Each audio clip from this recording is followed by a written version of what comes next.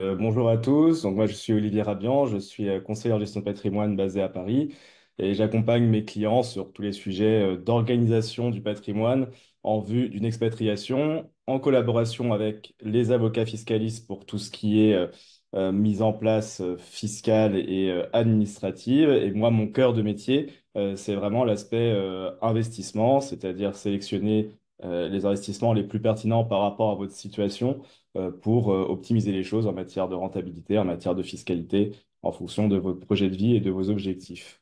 Donc, l'objet du webinaire d'aujourd'hui, c'est de parler de l'expatriation au Portugal. Donc, je vais dérouler les choses de la manière suivante. D'abord, un petit mot sur la nouvelle version du régime RNH. Ensuite, on verra les aspects civils et fiscaux à prendre en compte dans le cadre d'un projet d'expatriation, les points de vigilance à avoir. Et enfin, les conséquences à en tirer en matière d'organisation patrimoniale. Alors, donc d'abord, d'abord, le régime de faveur RNH ancien, il est toujours en cours pour ceux qui en bénéficient tant qu'ils sont dans les 10 ans. L'idée de cette présentation, ça va être de dire que le Portugal en soi, ça va pas être une destination paradis fiscal. Il y a une fiscalité au Portugal. Il y a un régime qui permet d'avoir une fiscalité plus avantageuse, qui est ce RNH, mais qui arrive à échéance. Il y a un nouveau système RNH qui a été lancé début 2024 qui permet aussi de bénéficier d'un certain nombre d'avantages. Pour en bénéficier, il ne faut pas avoir été résident fiscal portugais au cours des 5 années précédentes, mais surtout, il faut rentrer dans des catégories bien précises de typologie d'activité. Donc, bien sûr, les retraités n'en bénéficient plus. Et pour les actifs, il faut être dans des domaines plutôt liés à la recherche scientifique et à l'innovation. Là, vous avez la liste initiale des domaines d'activité qui avaient été prévus, mais en ce moment, il y a des discussions au Portugal pour élargir de manière assez forte cette liste. On parle des professions médicales, donc c'est quelque chose qui n'est pas arrêté, qui est mouvant. Et moi, là, aujourd'hui, je ne suis pas incapable de vous dire si vous rentrez ou pas dans telle ou telle catégorie pour bénéficier du RNH de zéro. Ça, pour ça, il faut voir un avocat portugais. Ce qui est sûr, c'est que ce n'est pas encore arrêté. Il y a des discussions en cours qui vont sans doute aboutir à un élargissement voilà, favorable pour les bénéficiaires des professions éligibles, on va dire. Ce régime RNH, quand on en bénéficie, il est très avantageux. Il dure 10 ans. Et l'idée, c'est que vous bénéficiez d'un taux d'imposition forfaitaire sur les revenus d'activité que vous exercez au Portugal de 20%. C'est-à-dire que votre impôt ne dépassera pas 20% sur vos revenus d'activité. Et le deuxième point qui est très attractif, c'est qu'il y a une exonération d'impôt au Portugal sur tous les revenus de sources étrangères. Donc, c'est-à-dire les plus-values que vous réaliseriez en France, les dividendes perçus de l'étranger. Il va quand même y avoir une imposition parce qu'il y a généralement, en tout cas sur les dividendes, une imposition à la source dans le pays source. Mais au Portugal, il n'y aura pas de fiscalité complémentaire. Donc, c'est quelque chose de très avantageux. La différence entre des avantages entre le RNH de zéro et le RNH actuel, c'est qu'il inclut aussi les plus-values sur valeur mobilière qui n'étaient pas incluses dans le précédent RNH. Et l'autre différence, c'est qu'il faut vraiment euh, continuer à être résident fiscal au Portugal et à percevoir des revenus dans l'activité pour laquelle on en bénéficie chaque année ou potentiellement avoir l'exonération. C'est-à-dire que si dans les 10 ans, s'il y a une année où vous ne remplissez pas les conditions, bah, vous ne pourrez pas bénéficier de ces avantages. Alors, au-delà de ce régime de faveur, quand je dis que le Portugal, c'est pas forcément un paradis fiscal, là, je vous mets à l'écran à gauche le barème de l'impôt sur le revenu tel qu'il est au Portugal sur les revenus d'activité, à droite le barème d'impôt sur le revenu tel qu'il est en France. Donc, ce qu'on voit, c'est qu'au Portugal, on monte quand même beaucoup plus rapidement dans les tranches d'imposition. C'est-à-dire qu'à partir de 43 000 euros de revenus imposables pour une personne, bah, on est déjà dans une tranche à 43%.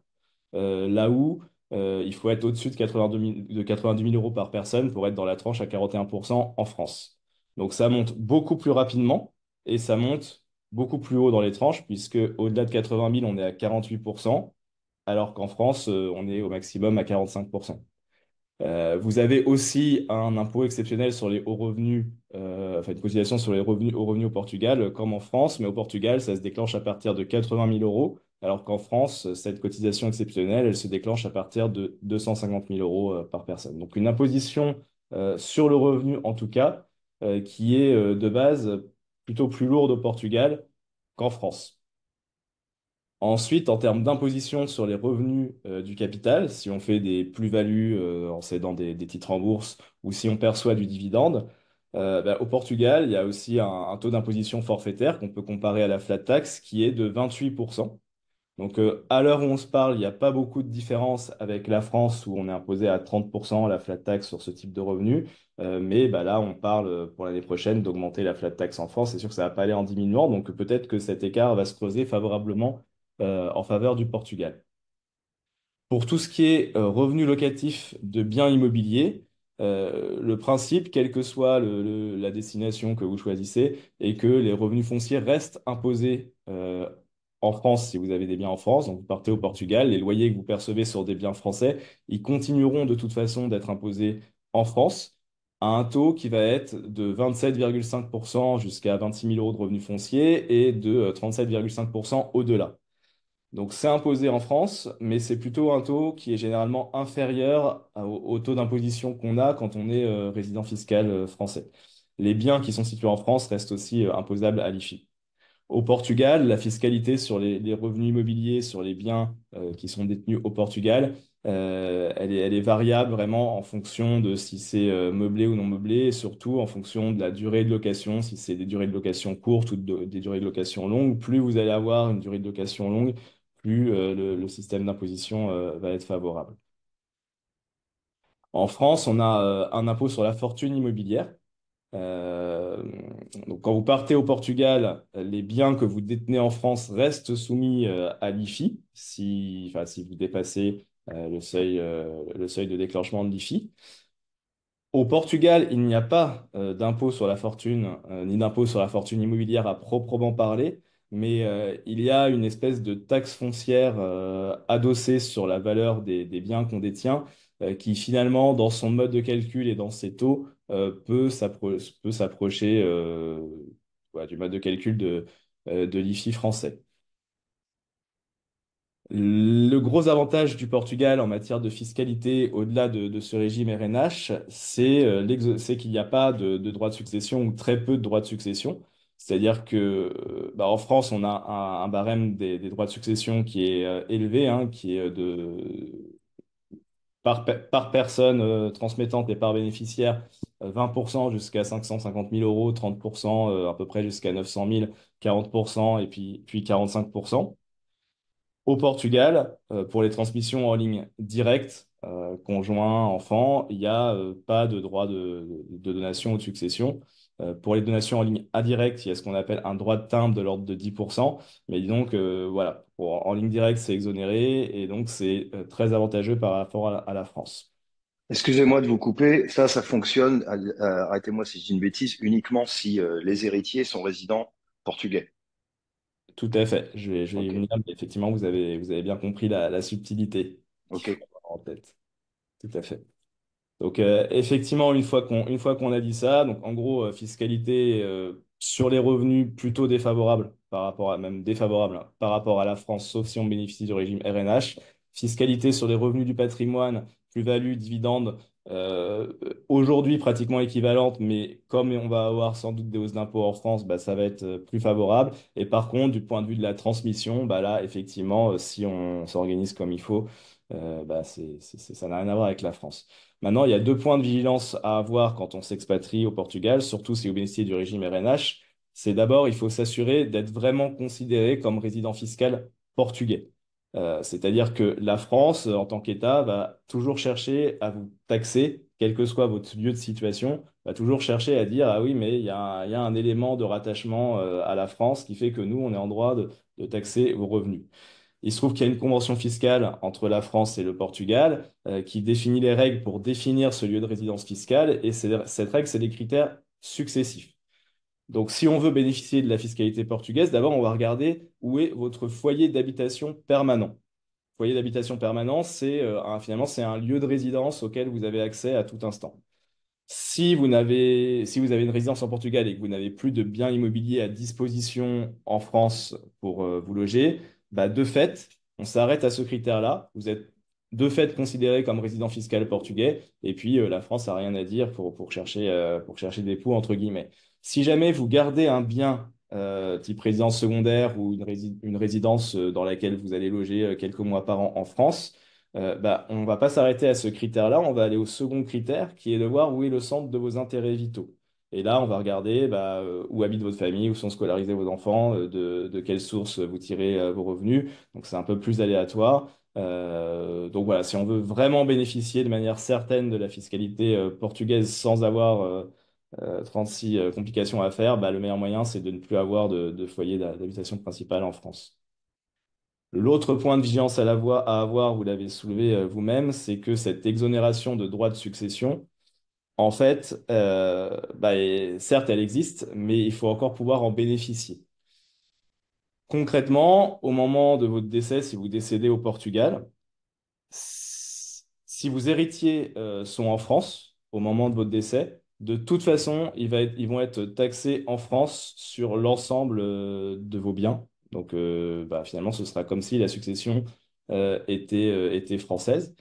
Donc, si vous avez des enfants, on ne peut pas savoir où ils habiteront dans 10 ans, dans 15 ans. Bah, pour pallier ce problème, il faut organiser les choses d'un point de vue optimisation de la succession, anticipation de la succession, comme si finalement vos enfants allaient être en France. Donc, il y a des choses à faire, des donations anticipées. L'assurance vie, c'est une enveloppe qui permet d'avoir une transmission avantageuse, des investissements en forêt quand il y a des gros patrimoines. Mais il ne faut pas se dire que parce que vous partez au Portugal, vos héritiers n'auront pas de droit de succession.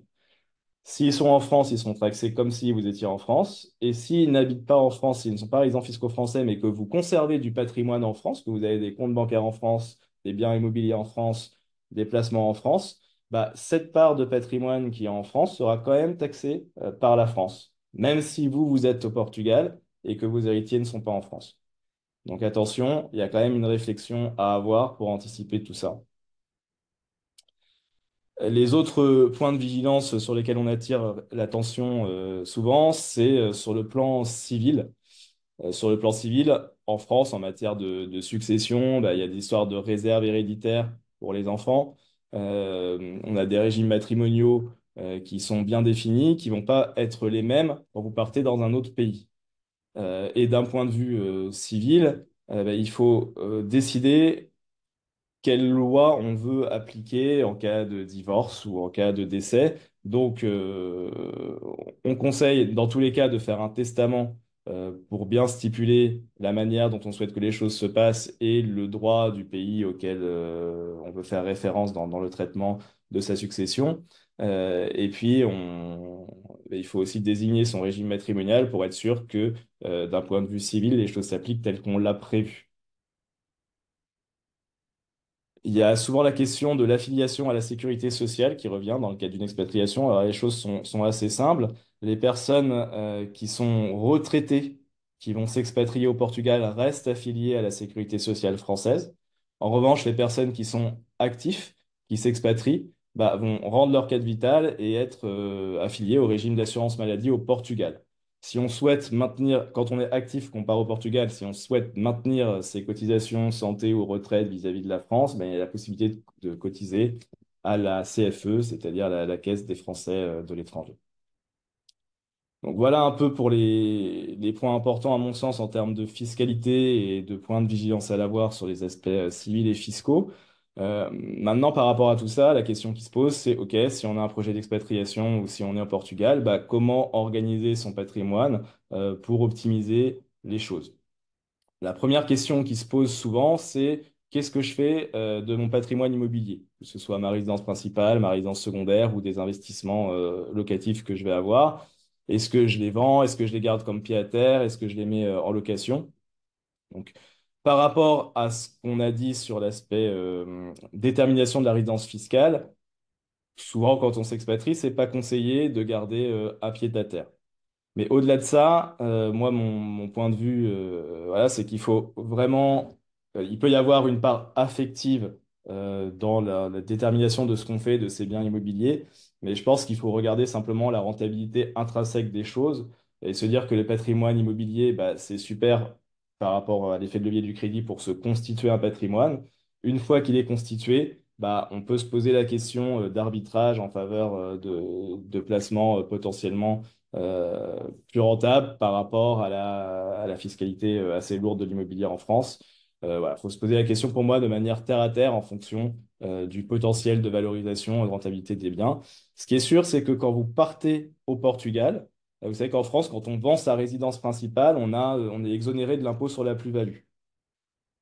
Si vous partez au Portugal et que vous vendez votre ancienne résidence principale, bah, vous continuez de bénéficier de cette exonération d'impôt sur la plus-value jusqu'au 31 décembre de l'année suivant votre départ.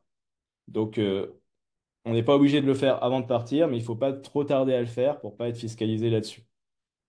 Quand on part, on se retrouve avec une majoration de 40% de la taxe foncière sur les résidences secondaires qu'on a. Et enfin, dans les points positifs, eh bien, vous pouvez bénéficier d'un abattement spécifique de 150 000 euros dans le calcul de la plus-value imposable lors de la vente d'un premier bien immobilier en plus de la résidence principale. Donc ça, c'est un abattement sur la plus-value dont on ne bénéficie pas quand on est résident fiscal français. Enfin, comme j'ai dit tout à l'heure, bah, le patrimoine immobilier situé en France, il reste imposé en France, que ce soit sur l'impôt sur le revenu, ou que ce soit sur l'impôt sur la fortune immobilière, ou que ce soit en matière de succession. En matière d'épargne financière, sur le papier, on peut conserver tout ce qu'on a en France. Il y a juste deux types de livrets qu'on n'a pas le droit de conserver en termes de quand on est non-résident, c'est le livret d'épargne populaire et le livret de développement durable. Si vous avez des plans épargne action, bah, vous pouvez les conserver, mais par contre, ils perdent leur intérêt principal qui est l'exonération d'impôt sur les plus-values, parce que si vous faites des cessions sur votre PEA en tant que résident fiscal portugais, la plus-value en fait est imposable au Portugal. Bien sûr, si vous bénéficiez du RNH de zéro, vous êtes exonéré d'impôt sur cette plus-value qui est faite à l'étranger. Mais voilà, si on n'est plus dans le cadre RNH et qu'on fait des plus-values dans le cadre d'un PEA, bah, il y a quand même une imposition. Il peut y avoir, quand on est dans des tranches d'imposition importantes en France et qu'on n'est pas trop loin de la retraite, il peut y avoir des stratégies intéressantes d'optimisation de votre fiscalité de départ en faisant des versements sur vos plans épargne retraite. Parce que le principe du plan épargne retraite, c'est que les versements que vous faites vous donnent une réduction d'impôt l'année du versement, que c'est bloqué jusqu'à la retraite, même s'il y a des clauses de déblocage anticipées, et que quand vous ressortez l'argent au moment de la retraite, c'est imposé de nouveau à ce moment-là à votre taux d'imposition du moment. Mais si vous ressortez l'argent en tant que non-résident, bah, vous ne serez pas imposé là-dessus. Et donc finalement, vous aurez défiscalisé sans être imposé en sortie, ce que ne peut pas faire un résident fiscal français qui défiscalise en entrée et ressort en sortie. Enfin, là où je vais m'attarder un petit peu plus, c'est sur l'assurance vie, qui est une enveloppe de placement reconnue au Portugal et qui a un certain nombre d'avantages et qui, pour moi, est vraiment l'enveloppe de placement à privilégier pour loger son épargne quand on part au Portugal, pour différentes raisons. Donc, d'abord, pour ceux, enfin, tout le monde peut-être a une assurance vie ou a entendu parler de l'assurance vie. Enfin, c'est le placement le plus commun en France. Donc, on en entend beaucoup parler. Je veux juste revenir sur quelques points importants. Le premier, c'est que quand on place de l'argent sur une assurance vie, l'argent n'est pas bloqué. Il n'y a aucune durée de blocage. Les sommes sont disponibles à tout moment. On peut faire des versements, des retraits quand on veut. Il n'y a aucun impôt sur les gains tant que les sommes restent investies dans l'enveloppe. Donc, ça permet d'avoir un système favorable de capitalisation sans être amputé tous les ans d'un impôt sur les intérêts. Et puis, il y a une fiscalité sur les gains quand on fait un retrait qui est favorable après 8 ans en France. Mais surtout, sur l'aspect succession, si vous avez des héritiers qui potentiellement seront en France au moment de votre décès, bah, l'assurance vie permet de leur transmettre des sommes dans un cadre très favorable, puisqu'il y a une exonération de 152 000 euros, 152 500 euros par bénéficiaire avec zéro, que c'est imposé à 20% à peu près jusqu'à 700 000 euros au-delà, et puis à 31% au-delà de 700 000 euros, sans limite de montant. Donc d'un point de vue transmission, bah, c'est ce qui est optimal en France en termes de montant. L'avantage d'avoir de l'assurance vie quand on est résident fiscal portugais, c'est qu'il y a une fiscalité sur les gains quand on fait des retraits qui est très avantageuse. En gros, si vous ouvrez un contrat d'assurance vie, que la majorité des sommes, que au moins 30, enfin à un instant T, vous regardez la valeur de votre contrat, si 35% de la valeur de ce contrat correspond à des sommes qui ont été versées pendant la première moitié de la durée de vie du contrat, alors après 8 ans, vous allez bénéficier d'un impôt sur les gains de simplement 11,2%. Ce qui est très en dessous de l'impôt sur les plus-values qu'on a évoqué tout à l'heure de 28% au Portugal, en dessous aussi du système de l'assurance vie en France. Et ce taux favorable, il ne dépend pas du fait que vous soyez RNH ou pas, c'est vraiment le régime de base, entre guillemets. Donc, si on souhaite placer son argent dans dans une enveloppe qui reste fiscalement optimisée d'un point de vue de la transmission, si jamais on a des héritiers en France, et si on veut mettre en place des stratégies de revenus complémentaires faiblement fiscalisées, l'assurance vie, c'est clairement la meilleure enveloppe pour souvent dans de nombreuses destinations, mais en tout cas pour le Portugal. Alors, par contre, généralement, quand on s'expatrie, on ne garde pas ses contrats d'assurance vie français. On va plutôt aller ouvrir des contrats d'assurance vie luxembourgeois pour différentes raisons. La première, c'est une sécurité supérieure qui est offerte par le Luxembourg. En France, quand on a un contrat d'assurance vie chez AXA, par exemple, votre argent, il est dans les comptes de l'assureur. Vous avez une créance vis-à-vis de l'assureur. Et si l'assureur fait faillite, vous n'êtes pas sûr de récupérer votre argent parce que vous n'êtes pas un créancier prioritaire. Au Luxembourg, ça ne fonctionne pas comme ça. Votre argent n'est pas dans les comptes de l'assureur. Votre argent est dans une banque distincte. Il y a une espèce de triangle de sécurité, il y a une supervision d'État luxembourgeois, donc c'est beaucoup plus sûr. Ensuite, en France, il y a une loi qui s'appelle la loi Sapin 2, qui permet à l'État de bloquer les retraits pendant un temps donné en cas de crise qui pourrait se transformer en crise systémique. Donc, le fait d'avoir son argent en Luxembourg, ça permet d'échapper à ces lois de blocage. Et surtout, ça met votre patrimoine hors de France. Donc, il y a aucune fiscalité propre rattachée au contrat. Le contrat est pas en France. Donc, si demain la France disait, moi, de toute façon, j'impose au droit de succession les contrats d'assurance vie qui sont situés en France, ou je mets un impôt forfaitaire sur les dépôts en France, y compris les fonds euros de contrat d'assurance vie, bah, si vous êtes non résident et que vous avez votre contrat au Luxembourg, vous ne serez pas soumis à ces contraintes. Quand on dit que le contrat a une neutralité fiscale, ça veut dire que les contrats luxembourgeois, ils n'ont pas de fiscalité propre. La fiscalité qui va s'appliquer, c'est vraiment celle qui s'applique dans le pays de résidence au moment où vous êtes. Donc, si vous êtes résident portugais, c'est la fiscalité portugaise. Demain, vous revenez en France, c'est la fiscalité française. Après-demain, vous partez en Allemagne, bah, c'est la fiscalité allemande. Et enfin, les contrats luxembourgeois, eh bien, surtout l'avantage majeur, c'est en termes de gestion, en termes des possibilités de gestion de ce qu'on peut faire à l'intérieur. Parce que l'assurance vie, finalement, c'est juste une enveloppe. La performance de l'enveloppe, elle va dépendre des choix d'investissement qu'on fait à l'intérieur. Et là, sur un contrat français, on est contraint par une liste de possibilités données par l'assureur. Au Luxembourg, on peut faire vraiment ce qu'on veut. Il n'y a pas de contrainte. On peut investir directement dans les actions, on peut investir dans des fonds, quel que soit le pays dans lequel ce fonds est situé. On peut faire du private equity. Donc, on peut faire des choses beaucoup plus sur mesure et beaucoup plus haut de gamme que ce qu'on peut faire dans un contrat français.